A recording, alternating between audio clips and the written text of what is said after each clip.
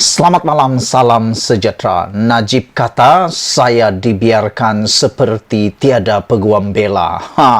Itu kata-kata terakhir Najib di dalam perbicaraannya pada hari ini, tepat 4.30 petang tadi. Najib kata, saya dibiarkan tanpa peguam bela. Wow, apa sebenarnya yang terjadi? Tepat 4.45 petang tadi, Najib Razak menyamakan dirinya dengan keadaan seperti tanpa peguam bela, walaupun Mahkamah Persekutuan hari ini menolak permohonan peguamnya Hisam T. Poktek untuk menarik diri daripada perbicaraan. Aku nak ulas sedikit tentang isu ini. Najib kata dia seperti tidak ada peguam bela. Sebenarnya pada pendapat saya, tindakan Najib menukar pasukan peguamnya pada saat-saat akhir baru-baru ini telah makan diri Najib sendiri.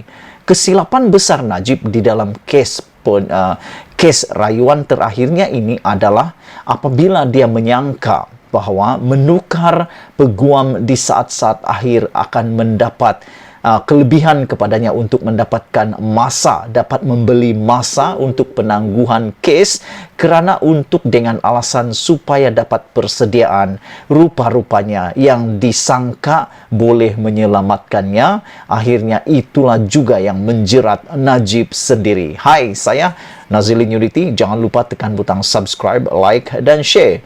Malam ini kita nak cerita apa kata Najib selepas dia berkali-kali dihentam kalah di dalam permohonan untuk mendapatkan penangguhan kes, di dalam penangguhan pendengaran kes, dan juga akhirnya peguam bela Najib mahu menarik diri, itu pun kalah juga ditolak oleh mahkamah apabila Ketua Hakim yang Arif Tengku Maimun mengatakan bahawa adalah menjadi hak Najib untuk terus diwakili. Sehingga Najib mengatakan, dia kini saya seperti dalam keadaan tanpa peguam bela. Aku tak faham langsung apa maksud Najib saya kini dalam keadaan tanpa peguam bela. Adakah dia sedang memperkecil-kecilkan pasukan peguamnya sehingga dia mengatakan begini? Kalaulah aku peguamnya, aku akan rasa tersinggung kerana Hisham sudah bersedia, Hisham sudah berkorban dan mengambil risiko yang besar untuk mewakili Najib berhujah di Mahkamah Persekutuan. Walaupun Hisham sebenarnya pada pendapat saya dia tahu bahawa tidak ada keuntungannya sebenarnya dia mewakili Najib. Lebih-lebih lagi dia masanya sudah begitu hampir, amat kritikal, tapi dia tetap ambil risiko untuk mewakili Najib. Akhirnya dia menarik diri, tapi mahkamah pula tak benarkan permohonan itu. Tapi Najib pula kata, kini saya dibiarkan dalam keadaan tanpa peguam bela. Ramai netizen yang mengatakan dalam paparan, dalam pengakuan Najib seperti ini, netizen mengatakan Najib sengaja buat itu untuk meraih simpati daripada netizen. Apa pendapat kamu? Adakah kamu juga berasa seperti netizen yang mengatakan Najib berkata begini sebenarnya mahu meraih perhatian dan simpati pula daripada netizen? Malangnya, memang ramai juga yang simpati, tapi lebih ramai yang mungkin tidak simpati dengan hal ini. Itu adalah hal yang paling malang dalam hidup saya. Saya tidak dapat membentangkan pembelaan saya. Saya yakin yang saya memiliki pembelaan yang berkebolehan, dan Hisham, jika diberi masa yang munasabah, pasti dapat membela saya, kata Najib.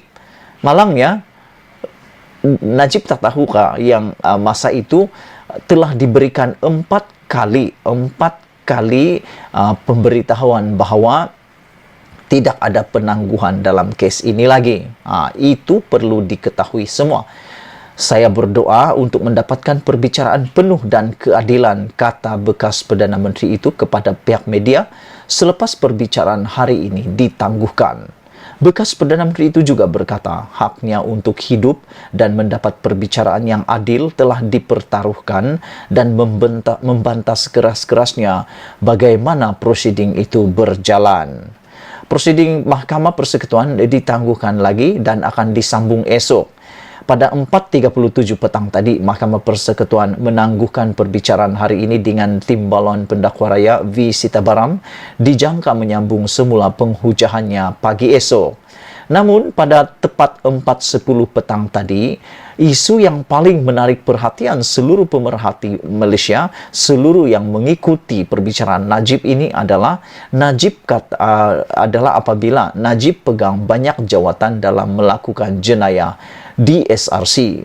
Timbalan Pendakwa Raya V. Sitabaram berhujah bahawa Najib Razak memegang banyak jawatan bagi mencapai hasrat melakukan jenayah dalam SRC. Pendakwa Raya berhujah bahawa Perayu memainkan peranan sebagai Perdana Menteri, Menteri Keuangan, pemegang saham tunggal Menteri Keuangan diperbadankan MOFINC dan penasihat emeritus SRC.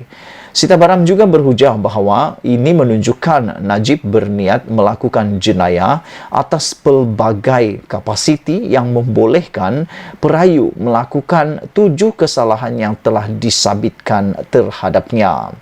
Pada tahun 2020, Mahkamah Tinggi Kuala Lumpur mensabitkan Najib dan 7 pertuduhan berkaitan RM42 juta dana milik SRC Internasional, iaitu 1 tuduhan salah guna kuasa, 3 tuduhan pecah amanah dan 3 tuduhan pengubahan wang haram. SRC pada mulanya menjadi anak syarikat 1MDB sebelum menjadi milik penuh MOFINC. MOFINC yang juga memiliki 1MDB. Selain daripada itu, sebelumnya yang paling mengejutkan seluruh Malaysia apabila tepat 3.53 petang tadi, DPP mengatakan Najib adalah dalang yang kawal.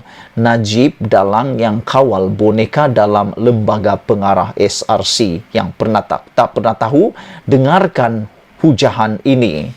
Timbalan Pendakwa Raya V. Sitabaram menggambarkan Najib Razak sebagai dalang yang mengawal boneka dalam lembaga pengarah SRC. Dia berkata gambaran itu berpadanan dengan tindakan Najib yang pada masa itu ketika lembaga pengarah tidak dapat mengikut rentak lain kecuali rentak Najib.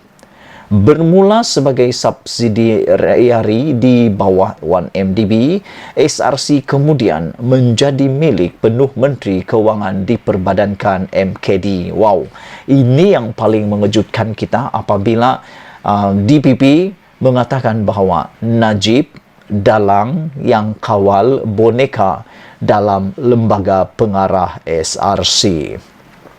Yang baru tahu, tak apa. Yang sudah tahu pun tak apa. Kita akan sambung lagi dalam hujahan, dalam huraian ulasan di konten yang lain. Oleh itu, jangan lupa tekan butang subscribe untuk mendapatkan isu-isu terkini daripada channel ini. Malaysia kita punya, kita jaga sama-sama cintai Malaysiaku. Kita jumpa lagi. Bye-bye.